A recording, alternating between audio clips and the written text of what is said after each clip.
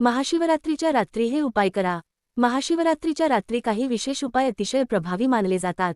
ज्योतिषी सांगतात की हे उपाय केल्याने जीवनातील सर्व संकटे दूर होतात आणि इच्छित परिणाम प्राप्त होतात। एक शिवलिंगाची प्रतिष्ठापना। महाशिवरात्रीच्या संध्याकाळी घरामध्ये लहान पारद शिवलिंगाची स्थापना करा। हे शिवलिंग तुमच्या अंगठ्याच्या पहिल्या गाठीपेक्षा मोठे नसावे। ते स्थापित केल्यानंतर दर तासाला विधिवत पूजा करा। या उपायाने घरात सुख, समृद्धी आणि समृद्धी येईल। 2 लग्नाच्या वस्तूंचे दान। महाशिवरात्रीला संध्याकाळच्या पूजेनंतर एखाद्या गरजू विवाहित महिलेला लग्नाचे साहित्य दान करणे उत्तम मानले जाते। हा उपाय केल्याने सौभाग्य आणि दीर्घायुष्याचा आशीर्वाद प्राप्त होतो। हे दान गुप्त ठेवा आणि त्याबद्दल कोणालाही सांगू नका। 3 शिव मंदिरात 11 दिवे लावा। जर तुम्हाला नोकरी किंवा व्यवसायाशी संबंधित समस्या येत असतील तर महाशिवरात्रीच्या रात्री शिव मंदिरात 11 दिवे लावा।